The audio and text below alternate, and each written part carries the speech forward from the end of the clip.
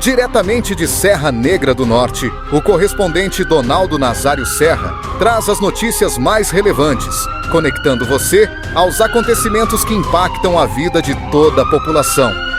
A Câmara de Vereadores desta cidade, atendendo uma solicitação prévia do Poder Executivo Municipal por meio do ofício 327/2025 do Gabinete Civil, realizando a primeira sessão extraordinária do ano. O objetivo é autorizar o município a utilizar recursos financeiros provenientes da alienação de bens municipais para o enfrentamento da situação de emergência ocasionada pela seca e estiagem existente aqui neste município. O projeto de lei oriundo do Executivo em caráter de urgência tem como destinações previstas nas leis de número 772/2025 e na lei de número 877/2024, em conformidade com a lei de responsabilidade fiscal. O projeto de decreto legislativo de proposição do vereador José de Arimatea Araújo, do PSDB, concedendo título de cidadão honorário ao empresário Antônio Alves da Silva, da banda Saia Rodada. Devido a muitos questionamentos que circulam nas redes sociais, a população pergunta quais foram os critérios e objetivos desta concessão que o vereador Nego de Heriberto destinou esta honraria ao empresário Juninho Saia Rodada. Sobre os questionamentos, o parlamentar serranegrense Nego de Heriberto, ele conversou com a nossa reportagem, detalhando o seguinte. Alminho, é o seguinte, eu fiz a proposição e dei para Juninho do Saia Rodada, foi o seguinte, porque quando eu sempre precisei, falei com ele meu amigo e tal, e sempre ajudou o povo de Serra Negra. Agora eu não sou obrigado a dizer o que ele fez, não. Quando eu precisei dele, sempre fui atendido. Agora, a preocupação desse povo que está aí, desse lado da esquerda, é porque é o seguinte, eles querem que eu diga o que foi que ele fez. E eu não tenho a obrigação de dizer o que foi que Juninho fez. Ele ajudou o povo de Serra Negra através de mim. Eu cheguei, muitas vezes, falei com ele, Juninho, eu estou precisando de você. E ele nunca se negou. E a prerrogativa do vereador é o direito e dei a ele, entendeu? Na justificativa que você apresentou na Câmara de Vereador, ele disse que tem relevantes serviços prestados à Serra Negra do Norte. Quais foram esses relevantes serviços prestados? Juninho foi muito na parte da saúde.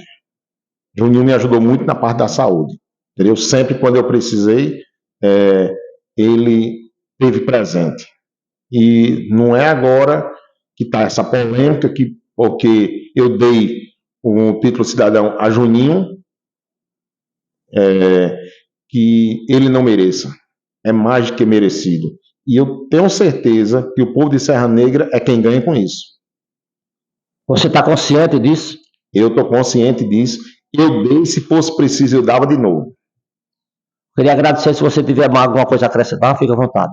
Eu só quero dizer a todos vocês que estão preocupados com esse título de Juninho do Saia Rodada, é porque Juninho é um cara tranquilo, cara muito gente boa, onde chega, onde passa, está trazendo gente para o seu lado, e o pessoal se preocupa, e ele é do PL, graças a Deus que é do PL. Aí esse povo da esquerda aí, do PT, que eu digo não peço segredo, é quem fica criticando, fazendo esse tipo de coisa. O projeto de decreto legislativo de proposição do vereador José de Arimatea Araújo, do PSDB Nego de Heriberto, foi aprovado na sessão ordinária que aconteceu semana passada aqui em nossa cidade. Por 8 votos favoráveis e 1 voto contrário, a Câmara de Vereadores de Serra Negra do Norte aprovou ontem o projeto de lei número 035/2025, de autoria do Poder Executivo Municipal, em regime de caráter de urgência. A Câmara Municipal esteve reunida em sessão extraordinária por solicitação do Poder Executivo, com base no ofício de número 327/2025 do Gabinete Civil. O projeto foi aprovado por maioria dos parlamentares serranegrenses, autorizando assim o município a utilizar recursos financeiros provenientes de alienação no tocante à venda de bens imóveis, com a finalidade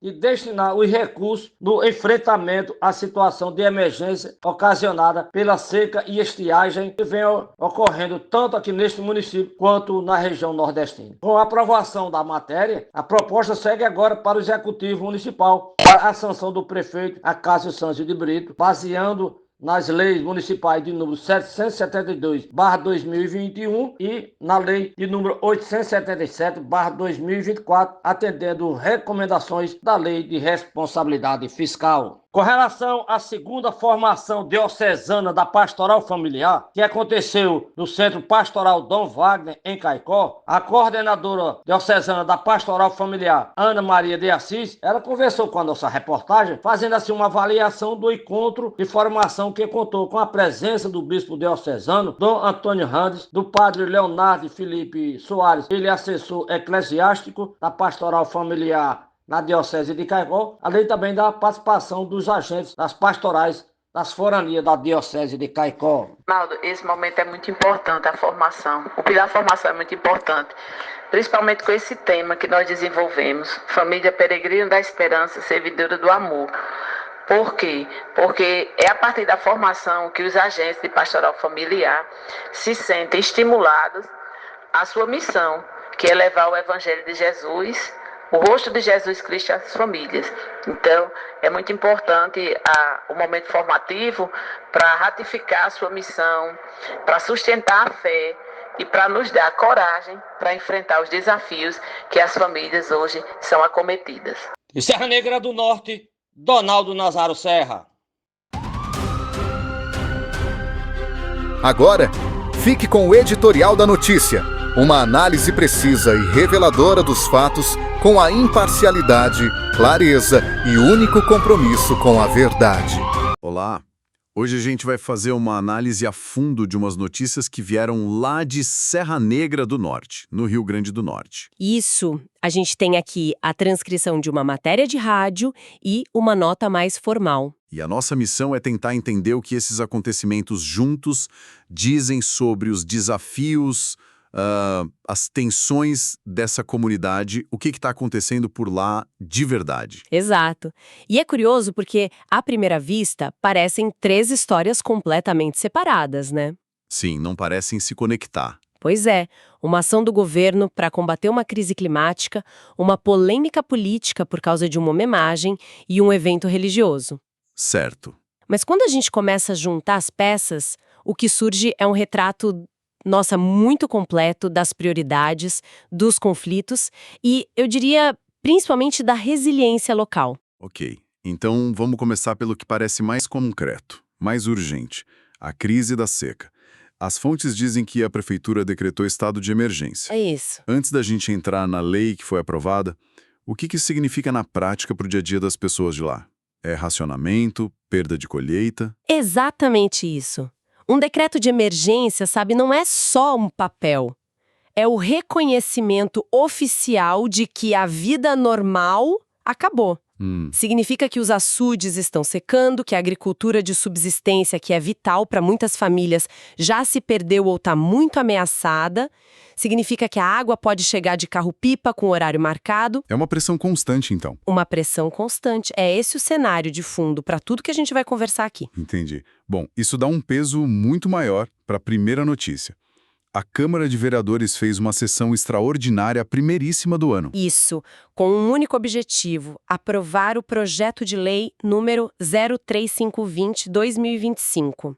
E a medida, olha, é bem drástica, muito drástica. Autorizar a prefeitura a vender bens imóveis do município para conseguir dinheiro. É uma medida extrema, sem dúvida. Pensa no que são os bens imóveis de um município pequeno. Pode ser um terreno, um prédio sem uso. Patrimônio, né? É patrimônio que, no fundo, é de todo mundo.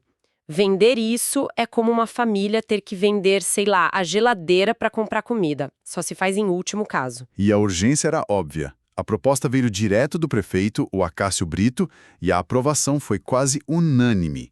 8 votos a favor e só 1 contra. Sim, e esse alinhamento é um ponto importante. Mostra que a crise é tão grande, tão inegável, que por um momento ela passou por cima das briguinhas de partido. Pelo menos nesse ponto, eles concordaram. Exato. Mas o que também chama a atenção, mesmo com toda essa pressa, é a preocupação em seguir o rito legal, sabe? Ah, sim, as fontes mencionam isso. A decisão se baseia em leis municipais anteriores de 2021 e 2024 e na Lei de Responsabilidade Fiscal. Ou seja, mesmo no desespero, eles estão tentando não criar um problema maior lá na frente. É uma tentativa de gerenciar a crise dentro das regras do jogo, o que é um sinal de boa governança, apesar de tudo. Então, o primeiro ponto que a gente tira daqui é: a cidade vive uma crise existencial e a resposta oficial foi séria, unificada e calculada. É o poder público funcionando como se espera numa emergência. Pois é. Mas é aí que a história dá uma guinada.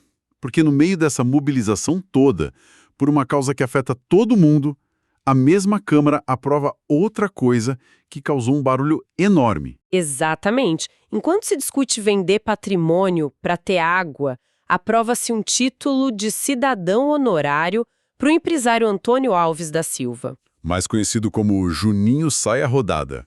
E a reação da população nas redes sociais, segundo as fontes, foi péssima. Imediata. Foi imediata e negativa. A pergunta que ficou no ar foi: por quê? Né? Num momento desses, que relevantes serviços prestados são esses para justificar essa honraria? E a desconfiança foi geral. E, bom, a defesa do vereador que propôs a homenagem, o José de Arimateia Araújo, o negro de Heriberto. Do PSDB. Isso, do PSDB.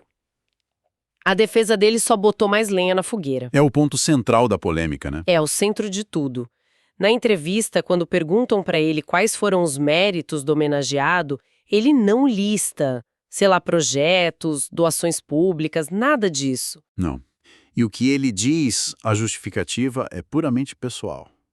A frase que a fonte destaca é inacreditável. Ele diz: ele ajudou o povo de Serra Negra através de mim. Peraí, ele falou isso? Com todas as letras. A ajuda foi através dele? Com todas as letras. Isso muda tudo. A homenagem deixa de ser um reconhecimento da cidade para soar como uma retribuição de favor pessoal do vereador, usando uma honraria pública. Precisamente. Ele se coloca como o porteiro, o intermediário dessa suposta ajuda. E fica pior quando o repórter insiste e pede exemplos concretos. Aí ele deve ter se complicado. A resposta dele é um desprezo total pela transparência. Ele fala: eu não tenho a obrigação de dizer o que foi que Juninho fez. Nossa! É quase cômico, se não fosse um assunto tão sério. É a versão política do porque eu quero. Exato. A única coisa que ele menciona bem por cima é que a ajuda foi muito na parte da saúde. É impressionante essa recusa em prestar contas. É como se ele admitisse que a justificativa pública não importa. O que importa é a lealdade pessoal dele com o cara. E a partir daí ele muda a estratégia.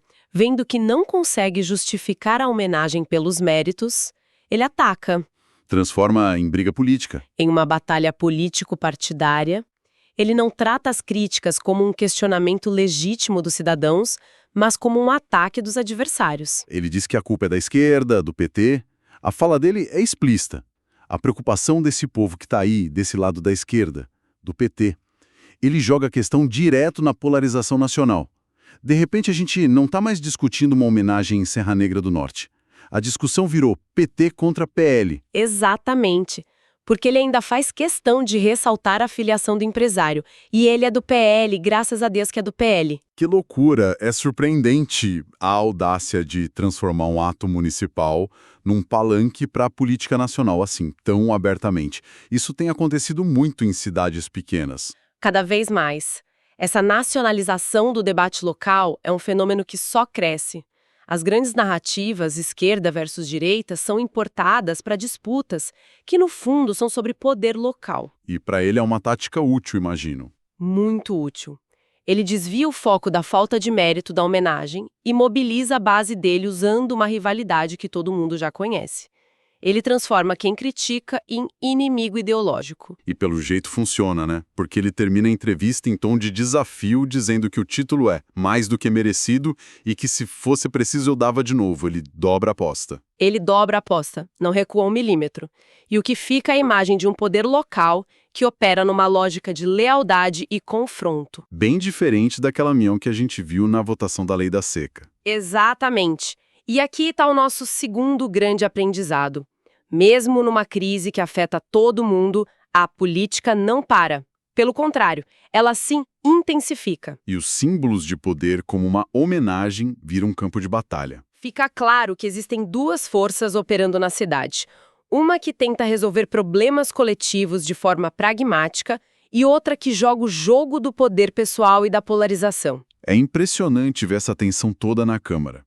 Mas enquanto os políticos debatem, as fontes mostram que outra parte da comunidade está se movendo de um jeito completamente diferente. Sim, e essa é a terceira peça do nosso quebra-cabeça. Longe dos holofotes do poder? Totalmente. As fontes nos levam para a segunda formação diocesana da Pastoral Familiar, da Diocese de Caicó. O tema era Família Peregrina da Esperança, Servidora do Amor. Isso. Pode parecer um evento religioso comum, mas no contexto de Serra Negra ele ganha uma outra dimensão, uma dimensão muito maior. A fala da coordenadora da pastoral, a Ana Maria de Assis, parece a chave, né? Ela diz que a formação serve para dar coragem para enfrentar os desafios que as famílias hoje são acometidas. É a definição perfeita. Ou seja, enquanto a prefeitura cuida da crise material, da falta de água, a igreja está tentando cuidar da crise de espírito que vem com tudo isso. É isso. Em regiões como o sertão nordestino, historicamente marcadas por dificuldades, as instituições de fé, principalmente a Igreja Católica, sempre tiveram um papel que vai muito além do espiritual, sabe? Elas são um pilar da comunidade. São a espinha dorsal do tecido social. Elas organizam, dão apoio e, o que é crucial, dão um senso de propósito e esperança quando tudo parece desolador. Então, quando a coordenadora fala em estimular a missão, sustentar a fé, não são só palavras. Não mesmo. É a construção ativa do que a gente chama de capital social. É fortalecer os laços entre as pessoas para que elas se ajudem. Faz todo sentido. Esse é o recurso que não se compra vendendo um terreno da prefeitura. A resiliência de uma comunidade numa seca não depende só de ter água no caminhão-pipa. Depende das pessoas se ajudarem? Depende da vizinha que divide o que tem, do grupo que cuida dos mais idosos, da força emocional para não desistir. Eventos como esse são a fábrica desse tipo de resiliência. Atuam onde a política pública não alcança. Na força interior e na solidariedade. Exato. E a presença de figuras importantes da diocese, como o bispo Dom Antônio e o padre Leonardo, mostra que não é um esforço isolado. É uma estratégia da igreja para fortalecer a base. Entendi. Temos então um terceiro sistema de apoio em ação. Sem dúvida. O primeiro é o governamental, com leis e dinheiro. O segundo é o político partidário, com lealdades e poder. E o terceiro é esse, o comunitário e de fé, com valores e solidariedade. Cada um respondendo à crise do seu jeito. Exato. Então, o que tudo isso significa quando a gente junta as peças? Começamos com notícias que pareciam desconexas. Uma lei, uma briga política, um encontro religioso. E juntas, elas pintam um retrato de uma comunidade sob uma pressão imensa. Lutando em 3 frentes diferentes ao mesmo tempo. Isso mesmo. É uma comunidade lidando com uma emergência climática real, com as divisões e o personalismo da política nacional e, ao mesmo tempo, buscando na fé a força para continuar. São 3 mundos coexistindo na mesma cidade. Isso nos deixa com uma reflexão final, né? Sim. As fontes mostram tanto os mecanismos formais de poder, como a Câmara aprovando uma lei, quanto os informais, como uma homenagem sendo justificado por um favor pessoal. E por fora, uma rede de fé construindo resiliência. E a questão que fica é essa. Numa comunidade, ainda mais numa crise como essa, qual desses sistemas tem um impacto mais profundo e duradouro na vida das pessoas? É a lei aprovada e o dinheiro que chega? Ou é a teia de alianças políticas e lealdades que define quem ganha e quem perde nesse jogo de poder? Ou, no fim das contas, Ou, no fim das contas, É a fé compartilhada e a solidariedade construída nesses encontros comunitários que define a verdadeira capacidade de uma cidade para resistir e, quem sabe, prosperar. Você acabou de acompanhar as principais notícias de Serra Negra do Norte com o correspondente Donaldo Nazário Serra, que há mais de 50 anos vem levando informação com seriedade, compromisso e credibilidade a toda a comunidade do Seridó do Rio Grande do Norte e da Paraíba.